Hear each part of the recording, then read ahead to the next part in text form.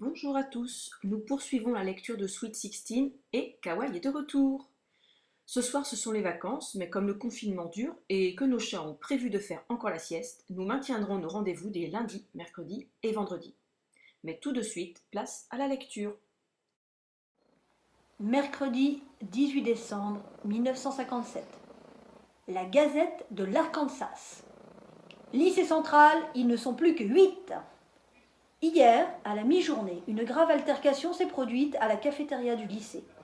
Les témoins rapportent que Sincerity Brown, l'une des 9 étudiants ayant intégré le lycée central en septembre dernier, a subitement renversé son bol de chili sur la tête d'un étudiant de 3e année. Nous ne pouvons tolérer un tel comportement dans notre établissement, a commandé Leroy Thompson, le principal du lycée. Le conseil d'administration a donc immédiatement pris les sanctions qui s'imposaient en renvoyant la jeune étudiante. Dans un communiqué spécial, la présidente de la Ligue des mères blanches, Katie Sanders, a tenu à souligner que cet événement ne venait que confirmer l'inanité du projet d'intégration. Par nature, a-t-elle expliqué, nos deux races ne peuvent pas cohabiter. Les Noirs sont dangereux et ne maîtrisent pas leurs pulsions. Grace pressa le pas. Sherwood lui avait donné rendez-vous chez lui, et elle avait hâte d'arriver, surtout que ses nouvelles chaussures lui faisaient affreusement mal aux talons. Après la partie de bowling, quelques jours plus tôt, il l'avait officiellement invitée à l'accompagner au bal de fin d'année, et Grace avait compris que la partie était gagnée. Aussi avait-elle subitement décidé qu'il était temps qu'elle se laisse embrasser. À dire vrai, c'est elle qui avait pris les devants. Elle s'était jetée sur lui après le déjeuner, histoire de bien verrouiller l'opération. Le baiser avait été long et étudié, comme elle l'avait souhaité. Sherwood avait ri, visiblement ravi de ce qu'il prenait pour de la spontanéité. Grace traversa le perron de la maison des Sanders, qui était désert. Pas même une feuille morte sur le bois laqué. Une fois, Martha avait oublié 3 verres d'orangeade sur la table basse, et la mère Sanders lui avait passé un savon mémorable. Grace s'en rappelait bien, elle s'était sentie affreusement gênée, pour cette cinglée de Catherine Sanders, pas pour Martha. Grace posa son doigt sur la sonnette et se fit la réflexion que son cœur battait moins fort que les fois précédentes. C'était toujours le même refrain. Dès qu'elle sortait officiellement avec quelqu'un, la chose prenait tout de suite un tour moins palpitant.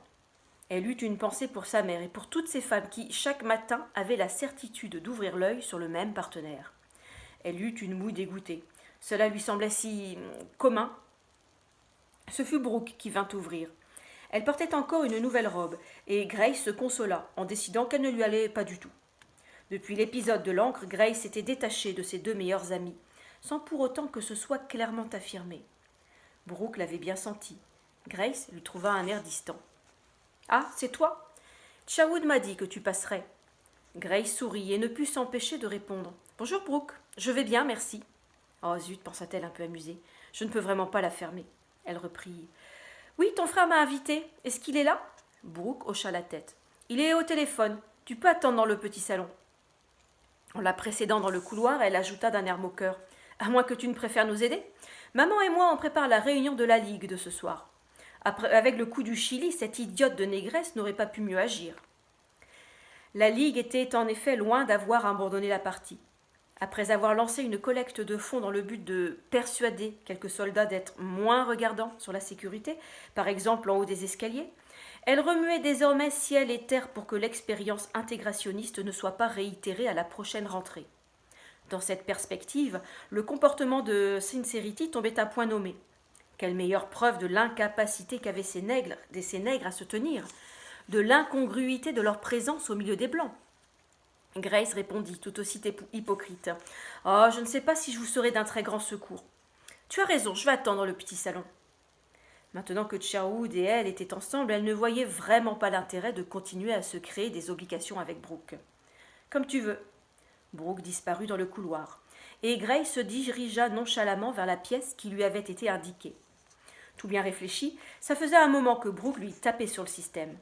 Elle ne savait pas exactement depuis quand, mais ça avait certainement commencé avant la rentrée. Cela avait dû se faire petit à petit, comme quand on se réveille un matin en réalisant qu'on n'est plus un enfant. Dommage, elles avaient pourtant été si bien ensemble. Les nuits passées à rêver de leur vie future ou à critiquer toutes les filles du lycée, les fringues qu'elles se prêtaient, les vacances quand elles étaient plus petites.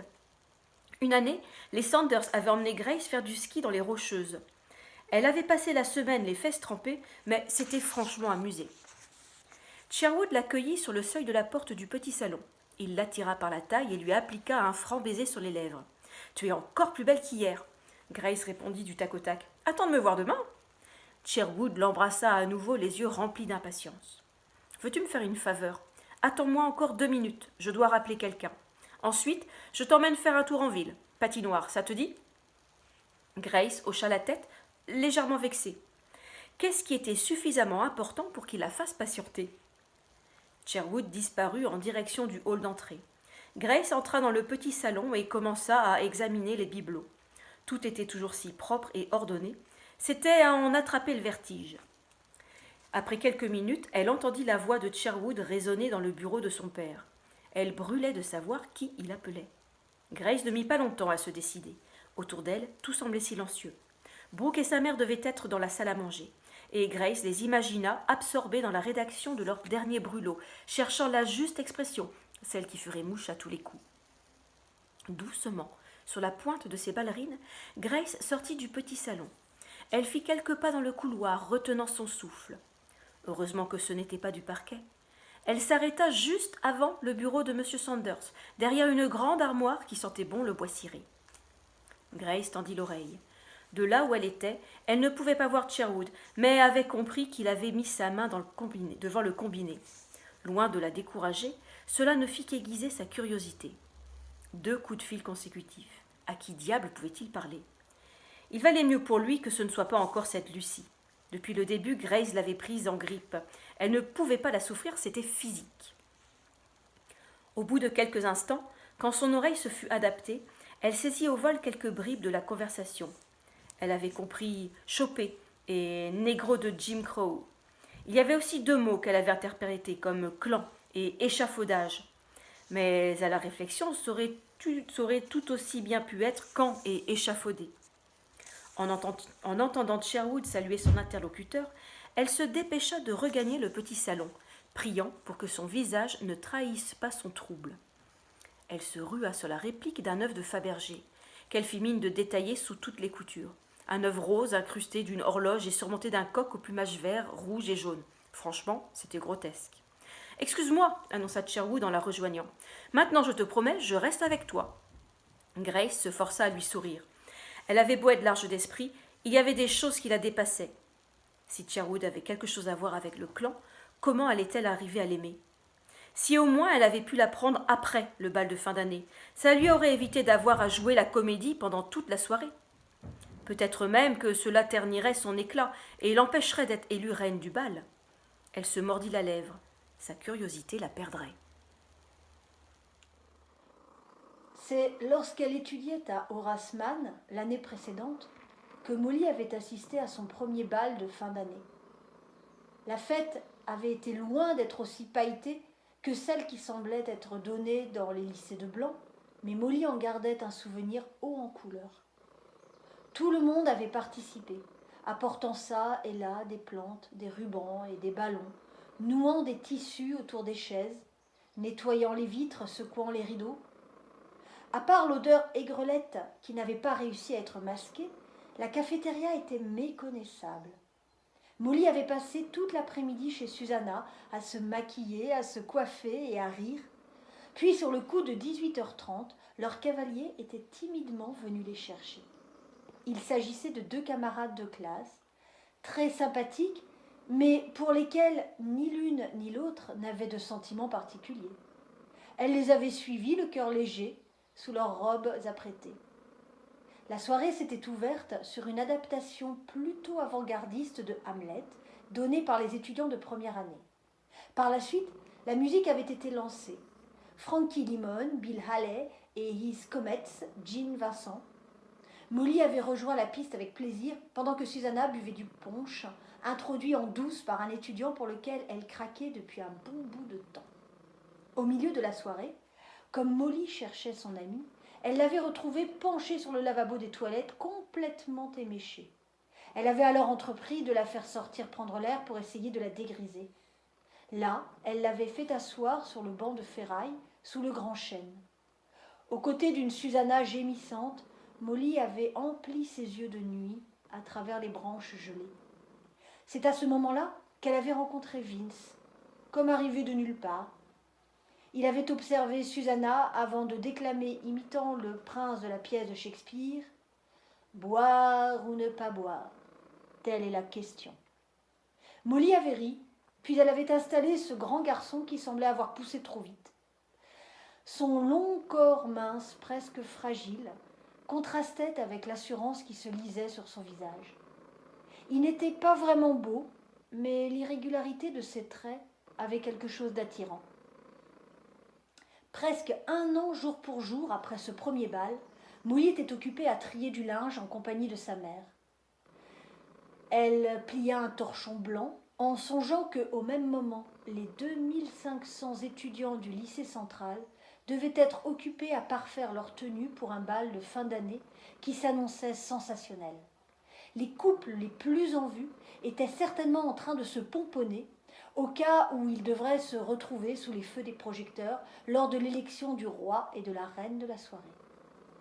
Cependant, Molly n'éprouvait aucune amertume à devoir rester à la maison alors que d'autres allaient s'amuser des heures durant.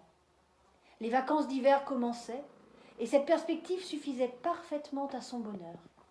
Elle avait amplement besoin de ces 15 jours de répit pour se reposer de toute la tension du trimestre écoulé.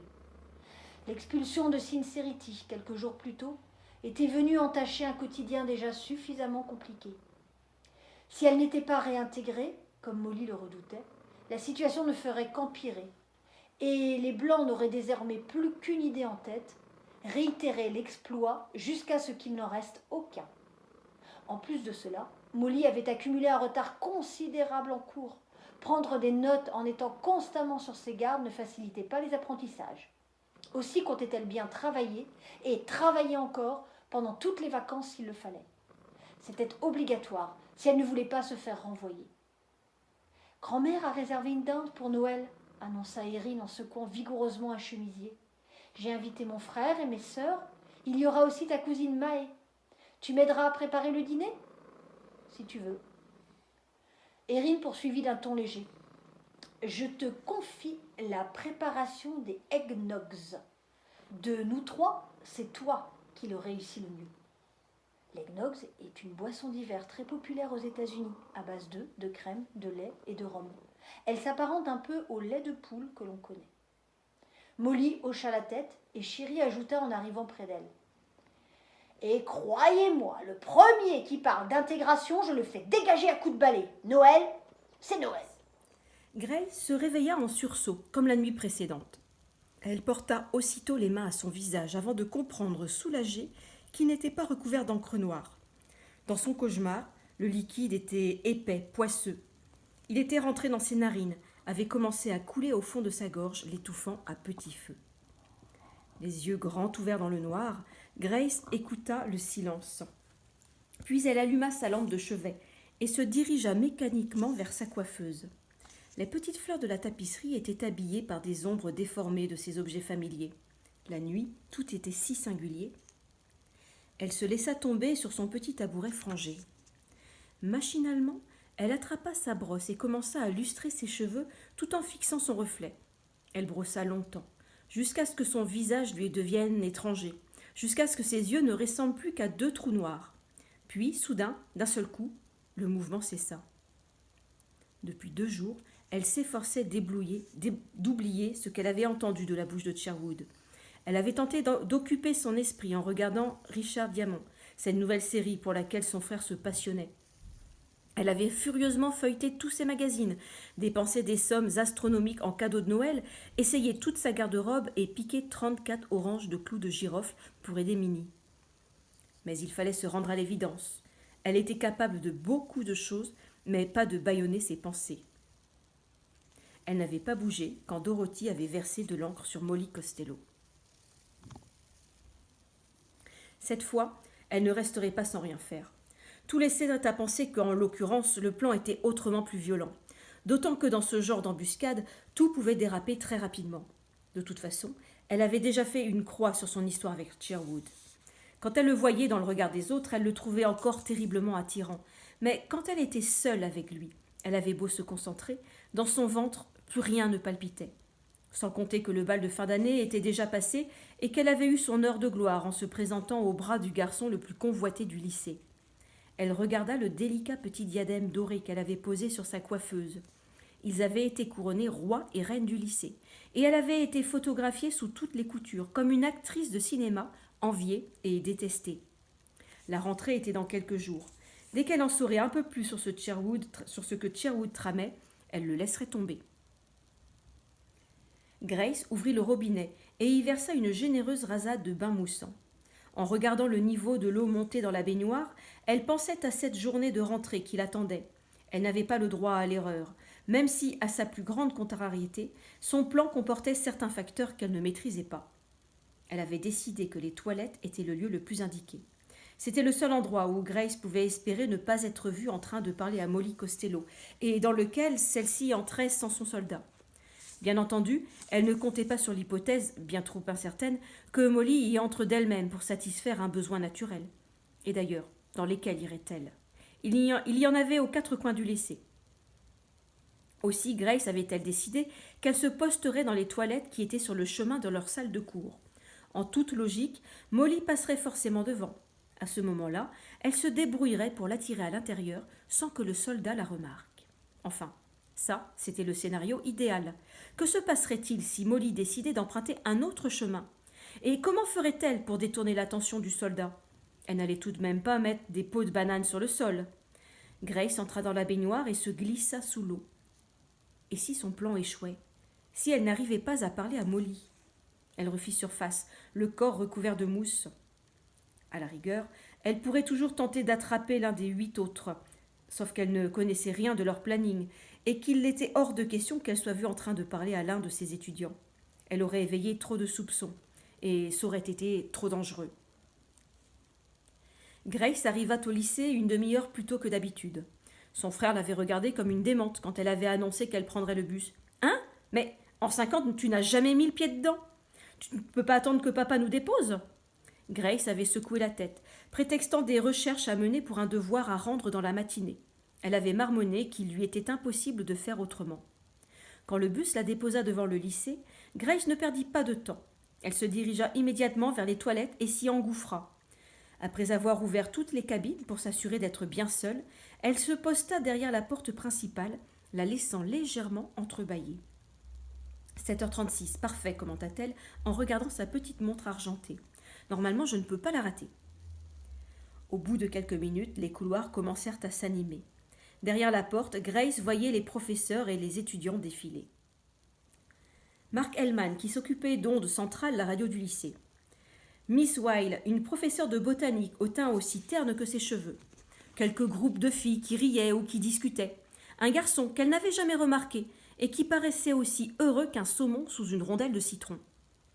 Betty Kaplan, sous un hideux maquillage en camailleux de bleu, dont on disait qu'elle couchait avec tous les types qui lui disaient bonjour.